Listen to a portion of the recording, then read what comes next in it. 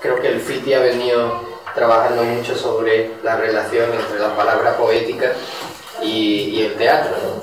No solamente en la propuesta que vimos ayer, sino también en la propuesta del Galpón, en la propuesta del teatrito. Me encantó la puesta en escena desde la llegada. Me parecía que era muy potente, que tenía una capacidad de impacto muy grande y generaba bastante expectativa. La interpretación, como dije ayer, me pareció muy buena. El uso de la palabra muy bien dicha, esa palabra muy bien macerada, muy bien masticada, y eso se agradece, por lo menos en mi caso, que por un lado trato de rescatar el valor de esa palabra, no solamente desde la escritura, también en la escena, ¿no? La palabra poética tiene una particularidad, no es lo mismo que la palabra cotidiana, ¿no? Que viaja mucho más rápido, mucho más ligera de equipaje, ¿no? La palabra poética va por otro lado, y eso ofrece una dificultad. Primero, que el decir sea natural, no quede artificial, y al mismo tiempo no incurra en una solemnidad de más, ¿no? Vi una interpretación que rebajaba por momentos lo trágico, esta cosa rocosa de lo trágico, e ingresaba en un tono más dramático, que es lo que hace que se acerque más a nosotros como espectador de hoy. Sin embargo, en el uso del cuerpo y en el uso del espacio, sí que la clave era trágica eminentemente. Cuando usamos la poesía, corremos un riesgo, porque la palabra poética crece hacia abajo y sin embargo la palabra dramática crece hacia afuera, ¿no? Y todo lo que tiene de connotativo el lenguaje poético, en el lenguaje dramático todo es nervio, ¿no? Todo es dinámico, y combinar eso no es fácil, y yo creo que se salvó bastante bien. O sea, hubo un diálogo ahí bastante rico. Como particularidad, a veces me parecía que él estaba demasiado cargado lo intelectual. Yo tengo broncas con los griegos. Cuando empiezan a hablar, yo lo que hacía para entender es cambiarles el nombre, ¿no? O sea, tengo que ponerle Panchito.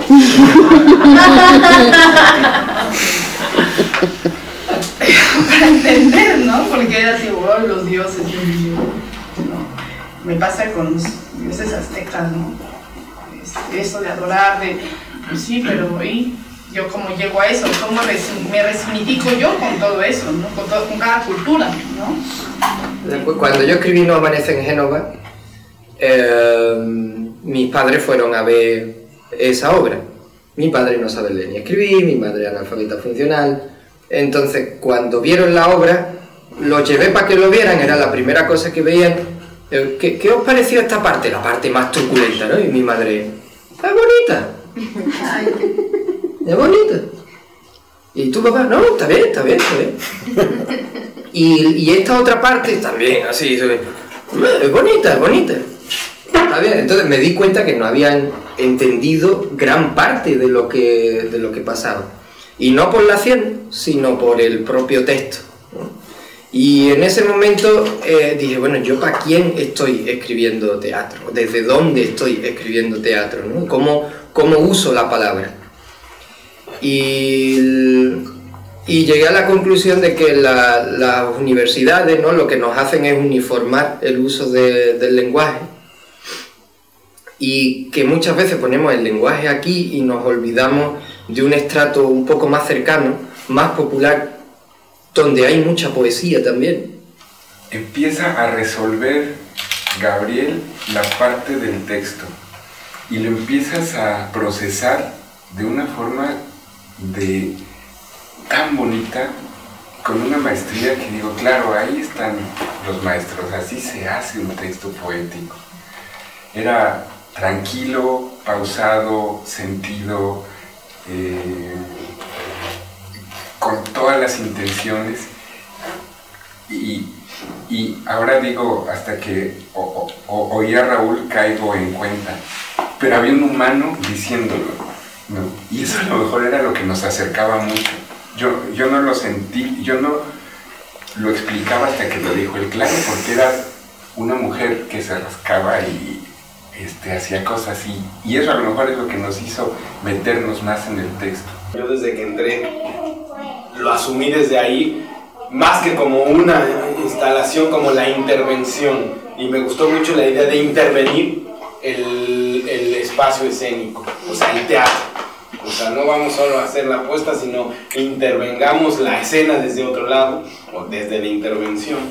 Y creo en esto que dice, o que han dicho Miguel y Raúl, de la potencia que tenía ese entrar, ¿no? O sea, y más aún el ejercicio de, bueno, si quieren ir más adelante, quítense los zapatos, y desde ahí meter en cierto riesgo al espectador, o sea, sacarlo, descolocarlo de su idea de confort, ¿no? De que hay que llegar a la sala, sentarse, no sé qué, tal. No, es decir, quieres verlo desde ahí, quítate los zapatos. Hay que ver cómo nos prendemos a determinadas palabras, ¿no? Como si las palabras nos diesen una especie de autoridad, de estatus, como si tuviéramos la necesidad de etiquetar eso que hacemos dentro de un universo contemporáneo. Yo creo que si la renovación del teatro va a venir, y esperemos que llegue, y que llegue pronto, porque es muy necesaria, va a llegar de esta parte del mundo. Desde la periferia, ¿no? Desde los centros que son autorreferenciales, Estados Unidos, Europa, y tienden a hablar de ellos mismos y poco más, ¿no? Pero para eso creo que el teatro de aquí tiene que resistir las modas, las influencias y las corrientes de pensamiento, es decir, ese nuevo colonialismo que llega desde esos centros. Tenemos que darnos unos espacios también para pensar el hecho, el funcionamiento teatral, no solamente las obras. Y a lo mejor perder el miedo a ciertos lugares. O no. O definitivamente abandonarlo, pero sí que creo necesario que se dé ese intercambio. Porque, por ejemplo, ellos han hablado de cierta creación colectiva, ¿no? Vosotros estáis en un trabajo de jugar, de mover los roles, ¿no? De repensar eso.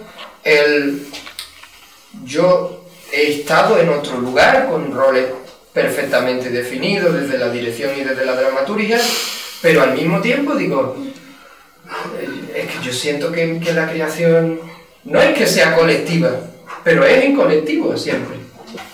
En nuestros grupos yo veo que lo femenino es muy importante, ¿no?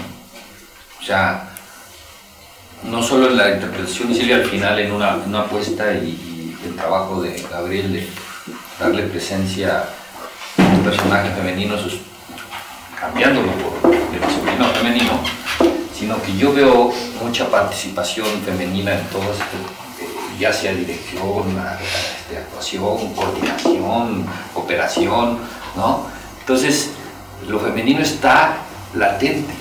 Nosotras las mujeres estamos doblemente oprimidas, tanto por el capitalismo como por el varón. Entonces, hasta que no podamos hacer la revolución y coincidan que la revolución tiene que ser feminista, pero no solo feminista, tiene que ser de clase, porque, o sea, estamos oprimidos por clase. Hasta que no se logre eso, vamos a seguir en este lugar. Y que muchísimas veces las que repiten el modelo machista somos las mujeres, por estar inmersas en esta sociedad, por continuar mandatos patriarcales. Entonces eso es lo más difícil, me parece, de revertir. Hay que desestructurarnos desde las mujeres también, ¿no? No estoy hablando de los hombres, ¿sabes? Desde las mujeres, porque yo eso vi. Tal vez no fue así, pero yo así lo interpreté. Y así lo he estado interpretando en algunos momentos, y entonces tal vez es donde yo tengo que desestructurarme y que lo que pase, si es así, no me afecte, o cómo yo hago que esto se modifique sin que me afecte y me quiebre. La equidad para mí pasa por la cuestión de... son los zapotecas los que no tienen el yo, sino nosotros, ¿no? Sí, me parece, bueno, casi toda la palabra indígena latinoamericana no tiene el yo, tiene el nosotros, ¿no? Y desde ahí, por supuesto que construir la realidad pasa por otro lado. Existimos nosotros, y cuando hablo de mí, hablo de nosotros, ¿no? Y bueno, yo en ese sentido celebraba un poco lo que veía ayer. Creo que en efecto aspiramos a un nosotros, pero me parece que no estamos en ese nosotros, que hay una construcción cultural que impone una realidad que no es igual para uno ni para otro, a pesar de que nuestro horizonte final sea el de superar la división genérica. Igual que pasa con la raza, es decir, yo no creo en el concepto de raza, pero es muy fácil para un blanco europeo tener una postura anti-esencialista. Pero cuando tú eres negro, o cuando tú eres indígena, o cuando tú eres... me cuesta trabajo ponerme en el lugar de la mujer, por ejemplo, y cuando hablo de cuestiones de género y escribí una obra así, ¿no? No puedo superar cierto cuestionamiento de mí mismo. ¿Por qué? Porque es algo tan sencillo como yo no sé lo que se siente yendo por una calle por la noche a oscuras y teniendo la sensación o teniendo el miedo de que alguien te pueda violar, por ejemplo. No lo sé, puedo hacer un ejercicio de empatía, pero no sé cómo eso se traduce al alma, no sé cómo eso se traduce al cuerpo. Yo creo que habría que tener unas largas discusiones sobre primero definir cosas y luego enfrentarnos por estas cosas. O saber hasta dónde. Yo sí creo que hemos mamado una cultura machista muy difícil de romper, y que tampoco es imposible, pero es difícil. Y habría que empezar por analizarlo en una forma dialéctica, ¿no? Digo, aquí hablamos mucho de la dialéctica y no sé si a veces solo la pronunciamos por pronunciarla, pero yo creo que sí, habría que desmembrarla y habría que empezar por la definición. Nos han impuesto al género masculino una serie de roles que tampoco sabemos si los debemos, los teníamos o los tenemos que hacer, ¿no? Entonces, esta parte de cuestionar pues toda la falocracia griega, desde los griegos hasta acá, pues para mí fue muy, muy interesante, ¿no? Yo quiero ser un híbrido en donde por cuestiones hormonales te lleva a un físico hacia algo, pero por cuestiones de funcionalidad dentro de un espacio, quiero ser este ser humano. No sé si sea hombre o mujer, no lo sé, pero no quiero que me vean, me cataloguen, ¿no?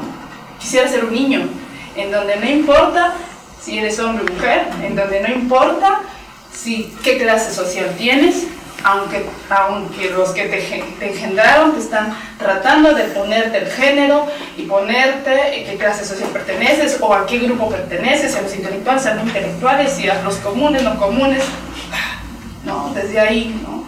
En donde tengas libertad de decir y de hacer lo que piensas. Me gustó ese sentido de agarrar y decir, bueno, quiero escribir, resignificar el mito, y ponerlo en mujer, y además no solo resignificarlo desde ahí, sino de decir, y como los dioses se dieron cuenta que lo único que podía ser imitado es la vida, inventaron el teatro, ¿no? Y eso es lo que nos entregaron, y de ahí ¿qué hemos hecho con él? Pues bueno, qué mejor punto de conocimiento, cuando menos en algún momento de la humanidad era eso, el podernos imitar en la escena, o en ese del otro, que alguien me viera imitando la vida, para poder entender la vida y cómo transformarla, ¿no?